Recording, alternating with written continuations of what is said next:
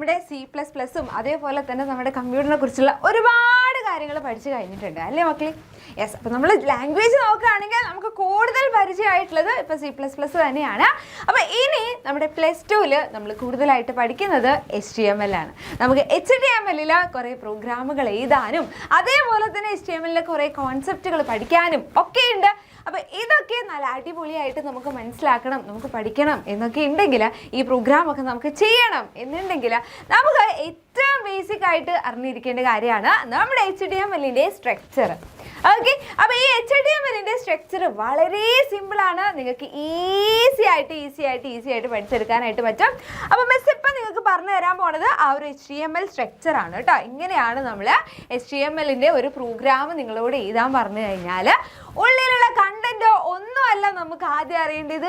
ആദ്യം നമുക്ക് ബേസിക് ആയിട്ട് അതിലാദ്യം എന്തൊക്കെ കാര്യങ്ങൾ എഴുതണം, എന്താണ് നമ്മുടെ HTML-ന്റെ സ്ട്രക്ചർ, ആ ഒരു സ്ട്രക്ചറിൽ എഴുതി കഴിഞ്ഞാൽ മാത്രമേ നമുക്ക് അതിനുള്ളിലുള്ള കാര്യമൊക്കെ അതുപോലെ തന്നെ എക്സിക്യൂട്ട് ആവുള്ളൂ. Okay, yes. അപ്പോൾ എങ്ങനെയാണ് നമ്മുടെ HTML-ന്റെ സ്ട്രക്ചർ വരുന്നത് എന്നുള്ളത് നമുക്ക് നോക്കാം. HTML സ്ട്രക്ചർ ആണ് മിസ് ഇപ്പോൾ പറയാൻ പോണത് കേട്ടോ. ഓക്കെ, അപ്പോൾ ആദ്യം നിങ്ങൾ അറിഞ്ഞിരിക്കേണ്ടത് നമ്മൾ കുറച്ച് ടാഗുകളൊക്കെ ഉപയോഗിക്കും. ടാഗുകൾ എന്ന് വെച്ച് കഴിഞ്ഞാൽ എന്താണ്?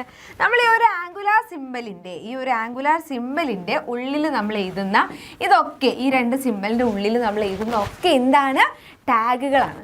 ഓക്കെ, അപ്പോൾ ആദ്യം നമ്മൾ ഒരു പ്രോഗ്രാം എഴുതുന്ന സമയത്ത് നമ്മൾ ഫസ്റ്റ് എഴുതേണ്ട കാര്യം നമുക്കിലെ HTML, ഇതാണ് നമ്മൾ ആദ്യം എഴുതേണ്ടത്. അപ്പോൾ ഒരു പ്രോഗ്രാം കിട്ടിക്കഴിഞ്ഞാൽ ഫസ്റ്റ് തന്നെ ഒരു HTML പ്രോഗ്രാം ആണെന്നുണ്ടെങ്കിൽ ആ ഒരു HTML പ്രോഗ്രാം എപ്പോഴും സ്റ്റാർട്ട് ചെയ്യുക ഈ ടാഗ് ഉപയോഗിച്ചിട്ടായിരിക്കും.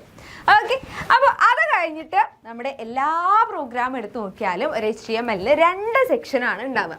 ഓക്കെ, ഒരു ഹെഡ് സെക്ഷനും ഉണ്ടാവും, അതേപോലെ തന്നെ ബോഡി സെക്ഷനും ഉണ്ടാവും. ഓക്കെ, അപ്പോൾ ആദ്യം നമുക്ക് ഈ ഒരു HTML പ്രോഗ്രാമിൽ ഇതിൻ്റെ ഹെഡ് സെക്ഷനാണ് വരാൻ പോണത്.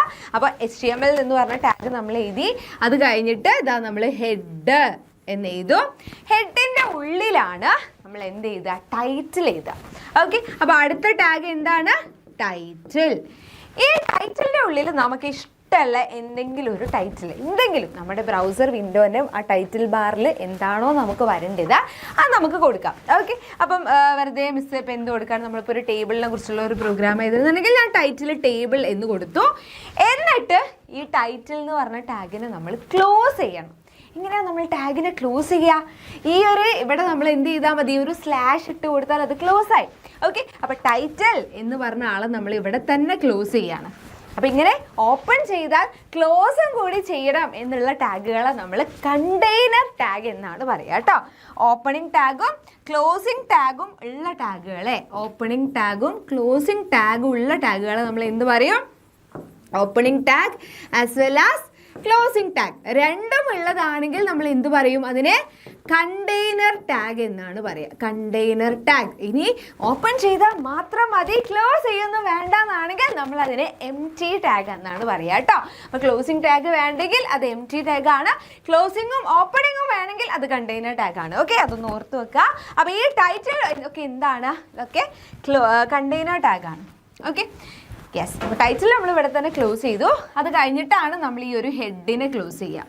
ഓക്കെ, അപ്പോൾ നിങ്ങളോട് ചിലപ്പം പ്രോഗ്രാമായിട്ടായിരിക്കും ചോദിക്കുക, അല്ലെങ്കിൽ ചിലപ്പോൾ നിങ്ങളോട് HTML സ്ട്രക്ചർ എഴുതാനായിട്ട് തന്നെ അങ്ങനെ തന്നെ ക്വസ്റ്റ്യൻ ചോദിക്കാം, അല്ലെങ്കിൽ എന്തെങ്കിലുമൊക്കെ ഓർഡർ തെറ്റിച്ചിട്ട് ഇതെങ്ങനെയാണ്, കാരണം ഇതിൽ എന്താണ് മിസ്റ്റേക്ക്, എന്താണ് എറർ, അങ്ങനെയൊക്കെ ചോദിക്കാം. ഓക്കെ, അപ്പോൾ ഇതൊക്കെ എങ്ങനെ ചോദിച്ചു കഴിഞ്ഞാൽ നിങ്ങൾക്ക് ആൻസർ ചെയ്യാൻ പറ്റുമെങ്കിൽ ഈ സ്ട്രക്ചർ അറിഞ്ഞിരിക്കണം.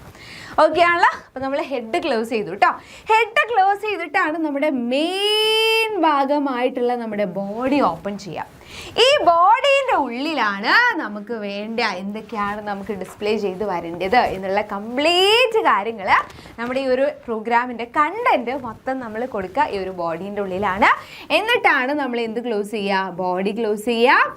അത് കഴിഞ്ഞിട്ട് നമ്മൾ HTML-ലും ക്ലോസ് ചെയ്യും. ഓക്കെ, അപ്പോൾ HTML ഒരു പ്രോഗ്രാം സ്റ്റാർട്ട് ചെയ്യുക ഈ ഒരു HTML എന്ന് പറഞ്ഞ ടാഗിലായിരിക്കും. അതേപോലെ അത് എൻഡ് ചെയ്യുന്നതും എവിടെയായിരിക്കും? HTML എന്ന് പറഞ്ഞൊരു ടാഗിലായിരിക്കും. ഓക്കെ, അപ്പോൾ ഈ ഒരു സ്ട്രക്ചർ നിങ്ങൾക്ക് അറിയാമെന്നുണ്ടെങ്കിൽ ഏത് പ്രോഗ്രാമും നിങ്ങൾക്ക് എഴുതാൻ പറ്റും. ഓക്കെ ആണല്ലോ. ഇപ്പോൾ നോക്കിക്കേ, HTML എഴുതി, ഹെഡ് ക്ലോസ് ചെയ്തോ? ഇല്ല. ടൈറ്റിൽ കൊടുത്ത് ടൈറ്റിൽ ക്ലോസ് ചെയ്തതിന് ശേഷമാണ് നമ്മൾ ഹെഡ് ക്ലോസ് ചെയ്യുക കേട്ടോ. ഹെഡ് ക്ലോസ് ചെയ്തു, അത് കഴിഞ്ഞ് ബോഡി ഓപ്പൺ ചെയ്തു, ബോഡീൻ്റെ ഉള്ളിലാണ് നമുക്ക് വേണ്ട കണ്ടന്റ് ഒക്കെ ചെയ്ത്, അത് കഴിഞ്ഞ് ബോഡി ക്ലോസ് ചെയ്യുന്നു, HTML ക്ലോസ് ചെയ്യുന്നു. ഇങ്ങനെയാണ് നമ്മുടെ ഒരു ബേസിക് ആയിട്ടുള്ള ഒരു സ്ട്രക്ചർ വരിക HTMLൻ്റെ. ഓക്കെ ആണല്ലോ. അപ്പോൾ അങ്ങനെയാണെങ്കിൽ മിസ് നിങ്ങൾക്ക് ഒരു ജസ്റ്റ് ഒരു സിമ്പിൾ ആയിട്ടുള്ള ഒരു എക്സാമ്പിൾ കാണിച്ചു തരാം നമ്മുടെ HTMLൻ്റെ. അപ്പോൾ ഒരു എക്സാമ്പിൾ ആയിട്ട് നോക്കിക്കേ, എനിക്ക് ജസ്റ്റ് എന്ത് വരണം, എൻ്റെ വിൻഡോയിൽ ഞാനിങ്ങനെ ഇതാണ് എൻ്റെ ബ്രൗസർ വിൻഡോ, ഇതിൽ എനിക്കിങ്ങനെ എന്ത് വരണം, this is an example, this is an example, ഇങ്ങനെയാണ് എനിക്ക് വരേണ്ടത്. ഓക്കെ. അപ്പോൾ ഇതെങ്ങനെയാണ് ഞാനൊരു പ്രോഗ്രാം ചെയ്താൽ? ഒന്നുമില്ല, നിങ്ങൾക്ക് സ്ട്രക്ചർ അറിയാം അല്ലേ മക്കളെ? നിങ്ങൾക്ക് സ്ട്രക്ചർ അറിയാം. അപ്പോൾ നമ്മളെങ്ങനെ കൊടുക്കും? ആദ്യം നമ്മൾ HTML എന്ന് പറഞ്ഞ ടാഗ് കൊടുക്കും. നിങ്ങൾ മിസ്സിൻ്റെ കോഡ് ഒന്ന് എഴുതി നോക്കുക. HTML ടാഗ് കൊടുക്കും. അത് കഴിഞ്ഞ് നമ്മൾ ഹെഡ് കൊടുക്കുന്നു, ടൈറ്റിൽ കൊടുക്കുന്നു.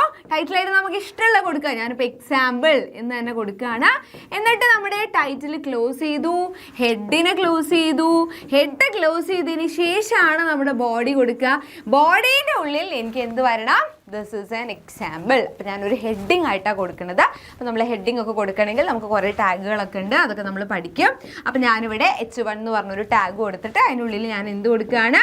This is an example, this is an example എന്ന് കൊടുത്തിട്ട് H1നെ ഞാൻ ക്ലോസ് ചെയ്തു.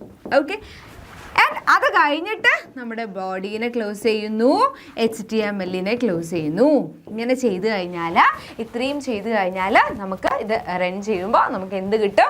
Yes, this is an example. അപ്പോൾ സേവ് ചെയ്യുമ്പോൾ ഒക്കെ നമ്മൾ പ്രോഗ്രാമൊക്കെ എഴുതി കഴിഞ്ഞിട്ട് സേവ് ചെയ്യുമ്പോൾ .html പേര് എഴുതിയിട്ട് .html എന്ന് പറഞ്ഞ് സേവ് ചെയ്യണം. ഓക്കെ, ആ എക്സ്റ്റൻഷൻ ചെയ്യാൻ മറക്കരുത്.